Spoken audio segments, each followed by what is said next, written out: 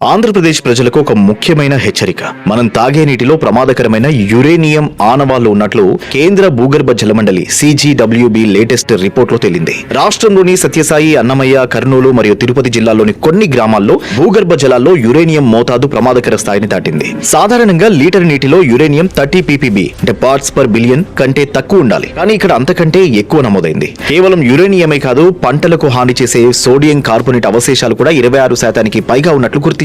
అసలు ఇది ఎందుకు జరుగుతోంది? ప్రధాన కారణం మన రాళ్లలోనే సహజంగా యురేనియం ఉండటం. దానికి తోడు మనం బోర్ల ద్వారా నీటిని విపరీతంగా తోడేయడం వల్ల ఆ రాళ్లలోని యురేనియం కరిగి నీటిలో కలుస్తోంది. కోస్తా ప్రాంతాల్లో సముద్రపు నీరు కూడా చొరబడుతోందని అధికారులు హెచ్చరిస్తున్నారు. దీనివల్ల ప్రమాదం ఏంటి? ఈ నీటిని డైరెక్ట్ గా తాగితే క్యాన్సర్ కంటే ముందు కిడ్నీలు దెబ్బతింటాయి. ఇది స్లో పాయిజన్ లాంటిది. కాబట్టి ప్రభావిత ప్రాంతాల్లో ఉన్నవారు దయచేసి బోరు నీటిని నేరుగా తాగకండి. RO వాటర్ లేదా సురక్షితమైన కుళాయి నీటిని మాత్రమే వాడండి. గుర్తుంచుకోండి, నీటి స్వచ్ఛత మన ప్రాణరక్ష. ఇలాంటి మరిన్ని అప్డేట్స్ కోసం ఫాలో చేయడం మాత్రం మర్చిపోకండి. ప్రపంచంలో ఏ విషయాన్నైనా అందరికంటే ముందే తెలుసుకోవాలంటే డౌన్లోడ్ వే2న్యూస్ యాప్.